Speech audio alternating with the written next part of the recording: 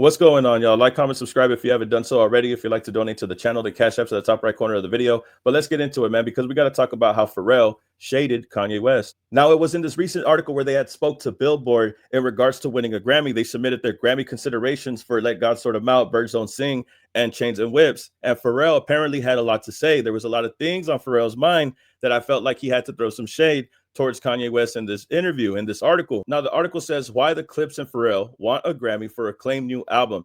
It says you don't play the game just to get a participation trophy. It says amid it all, this summer, the Clipse embarked on their first tour in over 15 years and flew to Rome to become the first hip-hop artist to perform at the Vatican, playing to a crowd of 250,000 as part of Grace for the World, a concert co-directed by Pharrell. Next April, the act will make a Coachella debut. This is something that you couldn't plan for by no stretch of the imagination, says Malice at 53.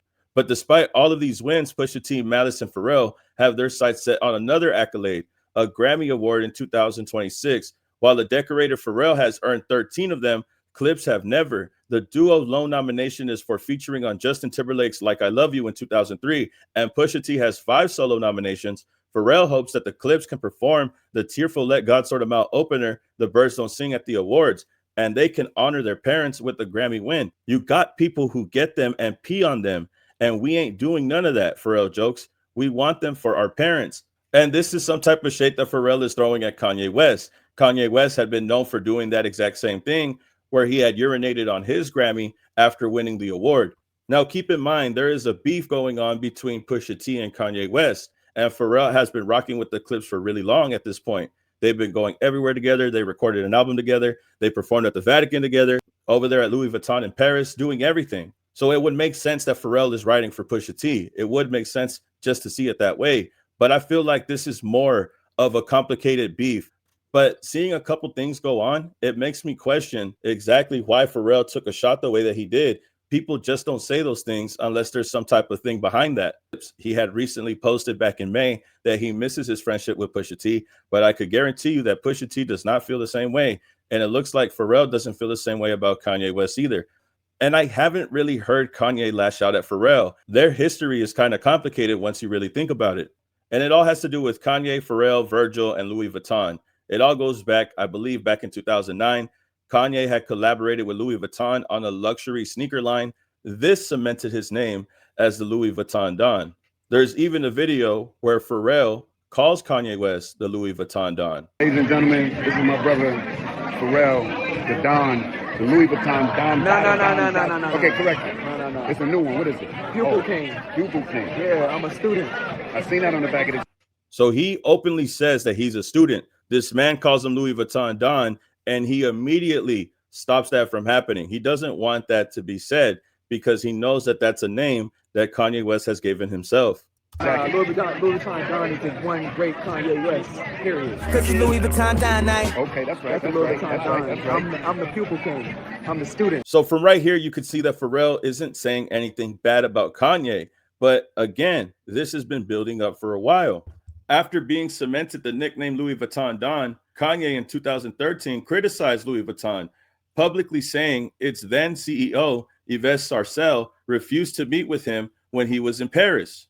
It was right here where Kanye was quoted to say, I wanted to meet with them. They said that they don't want to meet with me. Now I'm saying I don't buy their stuff. He later walked back the call for a boycott, saying that he was speaking out of frustration. Post 2013, his relationship with LV cooled as he moved to work with Adidas, where he launched Yeezy. However, as of recently, Pharrell's role in Louis Vuitton from 2023, Pharrell was appointed men's creative director of Louis Vuitton, succeeding Virgil Abloh, who passed away in 2021. This move had put Pharrell in the very position that Kanye once publicly said that he wanted, a major symbolic moment in fashion culture. This is something that Pharrell has over Kanye. We could talk about production, we could talk about fashion, Adidas, Louis Vuitton, but he took the very thing that Kanye had wanted, and he's been running with that very successful. And even though Kanye West didn't openly criticize Pharrell for taking the position, a lot of people thought that there was some type of tension, some type of animosity, some type of rivalry going on because of this, since Kanye had been trying to get this position for years. But it doesn't seem like it's getting quiet now. It seems that Pharrell is starting to talk his shit. And it might just be because he's with the Clipse. He's rocking with the Clipse, his homies. Pusha T is publicly going at it with Kanye West. Even if Pharrell and Kanye haven't been truthful openly about how they feel with each other, I think this is the first slate of many back and forths that they might have in the future. And I think it's on from this point because of the back and forth that Kanye has with Pusha T. Now I feel like Pharrell's more open to diss Kanye because of how everything's playing out with him in the Clipse. But another reason why I think that Pharrell took this time to diss Kanye during this interview was because of what Kanye West had said about him in 2025. Now, this one you kind of got to read in between the lines. But Ye had praised Pharrell's outfit despite issues with Louis Vuitton. He's been having issues with Louis Vuitton for years. But this right here felt like a backhanded compliment. This one felt kind of passive aggressive, if you ask me, because Complex had posted pictures of Pharrell rocking Louis Vuitton, and Kanye had co-signed this outfit. Kanye liked this outfit. Kanye had said, you know, I have my issues with LV Group, but I gotta say I love this jacket on fur on ice combo.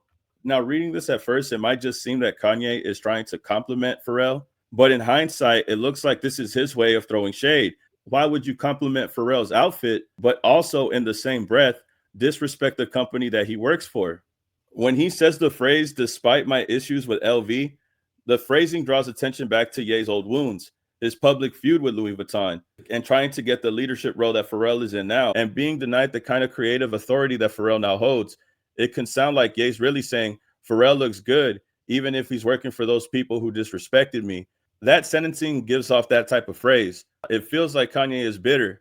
It sounds like he's being bitter towards Louis Vuitton, but in the same light, using Pharrell, taking pictures of Pharrell, posting them on Instagram, and putting this as the caption. It's not necessarily towards Pharrell, but it still frames Pharrell as part of a system that Ye feels wronged by.